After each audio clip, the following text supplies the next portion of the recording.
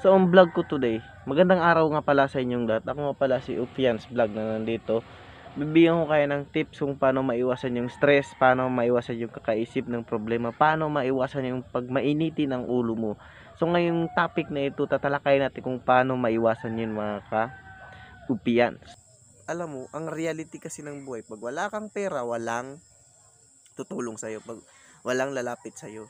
Pag marami kang pera, madami kang kaibigan. Yun kasi yun eh. Kaya hanggat mayroon tayong pera, pahalagahan natin. Hanggat tayo nagtatrabaho, mag-ipon tayo. Hanggat tayo'y may konting hawak na pera, likom, matuto natin yang pahalagahan yung pera na hinahawakan natin. So, yun yung sinasabi ko na, yung maitabi nating pera, ilagay natin sa ating emergency fund. Ano? Nag-iipon ka pero hindi mo ginagasto, di ba? Ang purpose ng pera na yun, para pursige yung isip mo na mag-isip ng matino, hindi ka balisa lagi, hindi ka depressed, hindi ka stress, at hindi ka laging mainitin ang ulo mo. So ngayon, pag mayroon kang ganong klase, obserbahan ninyo pag may pera ka, pamilya mo, di ba? Laging mainit, ay laging maayos yung pag-iisip mo. Pag wala ka ng pera, laging mainit yung ulo mo. So maraming salamat po. Paki-follow po yung ating Facebook page and paki-subscribe po yung ating YouTube channel. Paki-share po yung ating mga videos. So mga taga-UP Maguindanao, shoutout sa inyong lahat. So araw-araw tayong mag-upload ng videos para sa ating mga bagong content o bagong gagawing mga content pa lamang. So tara, mag-subscribe kayo sa ating YouTube channel and like nyo yung ating Facebook page. Mag-follow na rin kayo doon. And then paki-share yung ating mga videos. Maraming salamat.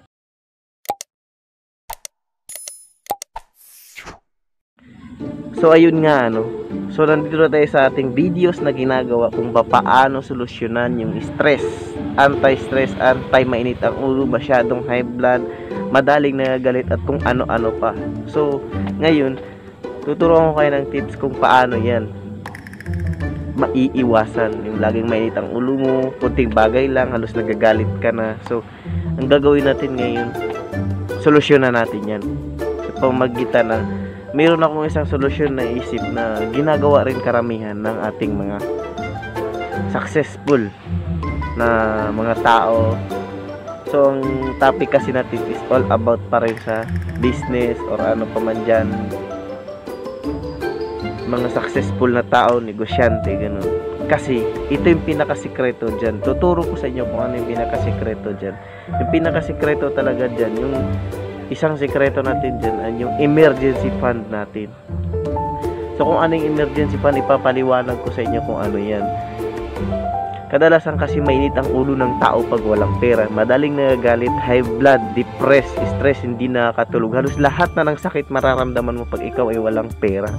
So ngayon ang gagawin natin, magpapaligoy-ligoy. Ituturo na natin kung ano yung solusyonin. Kahit paano maipon kang 500, kung talagang kapos na kapos ka, meron kang 1,000. Kung malaki, mayroon kang 10,000 o higit pa dun, 1,000,000, ganun. 10,000, 20,000, 50,000. Ang gagawin mo sa pera na yan, itatabi mo lang. Kahit pasabid lang magkapit-pitan mo ng itlog, hindi mo yan gagastasin. Kasi yun nga ang tinatawag na emergency fund. May naitabi kang 10,000, pag walang-wala ka na, magiging malakas yung loob mo. Huwag mong gagalawin yung tinatawag mong emergency fund. Nandyan lang yan para yung isip mo laging nakapokus sa gagawin mo araw-araw, hindi laging mainit ang ulo mo. Kasi number 1 talaga nakakapagpainit ng ulo mga katropa-pets, yung walang pera. Totoo yan, kasi danas ko rin yan. Pag wala kang pera, laging mainit ang ulo mo. So ngayon ang gagawin mo, magtabi ka ng pera. Huwag mong gagalawin kahit anong mangyayari, tabi mo yung pera mo. Nandyan lang yan, nakasave lang yan, nakabangko o kahit ano, nasayo na anong diskarte mo. So yun ang tinatawag ko sa inyo na sinasabi kong anti-stress, anti-mainit ang ulo. So ang gagawin mo kasi dyan, kahit ano nga mangyari, huwag mong gagalawin yung pera, yung emergency fund mo na nalikom. Nandyan lang yan. So ganito kasi yan, pag wala ka ng pera, tuliro. Hindi natawag na like kang tuliro, hindi ka nakakapag-isip ng maayos, hindi ka pa nakakatulog ng maayos, lagi pag mainit yung ulo mo. Tuliro nga hindi mo alam kung anong gagawin mo kasi wala ka ng perang maiisip na dudukutin. Pero pag andyan lang yun, huwag mong gagalawin hanggat kaya mong dumiskarte, Huwag mong galawin yan. Hanggat kaya mong kumayod, kaya mong maghanap ng pera sa ibang paraan, huwag ka lang gumawa ng masama. Huwag mong galawin yung pera na yan.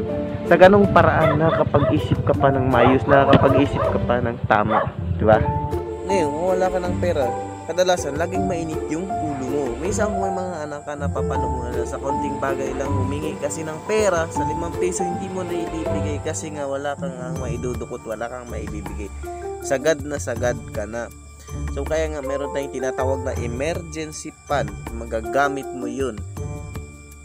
Hindi mo yung gagastasin yung pera na yun. Magagamit mo sa paraan ng pagtakbo ng isip mo, makapag-isip ka ng matino, makatulog ka ng maayos, hindi ka stress. Kasi alam mo sa isip mo na hindi ka naubusan ng pera, mayroon ka pang pera, at mayroon ka pang mapupuntahan pagdating sa emergency. Kaya nga tinatawag na emergency fund. Yan yung tinatawag na emergency fund.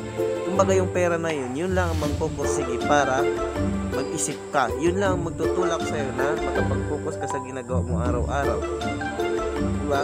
So, mapapansin ninyo yan mga katropa, no? Lagi kayong nag-aaway, mainit ang ulo, nagsasampalan pa nga kayo ng mga asawa ninyo. Minsan naabot na sa puntong, yun nga, nasasaktan mo na yung anak mo, yung pamilya mo, kasi nga hindi ka na nakapag-isip ng matino, hindi ka na nakapag-diskarte ng maayos. Yun nga ang sanhi, kasi wala ka nang pera, wala ka nang maidudukot na pera, wala ka nang inaasahan. Alam mo, ang reality kasi ng buhay, pag wala kang pera, walang tutulong sa'yo, pag walang lalapit sa'yo. Pag marami kang pera, madami kang kaibigan. Yun kasi yun eh. Kaya hanggat mayroon tayong pera, pahalagahan natin. Hanggat tayo nagtatrabaho, mag-ipon tayo. Hanggat tayo'y may konting hawak na pera, kung matuto natin yang pahalagahan yung pera na hinahawakan natin. So, yun yung sinasabi ko na yung maitabi nating pera, ilagay natin sa ating emergency fund. Ano? Nag-iipon ka pero hindi mo ginagasto, di ba?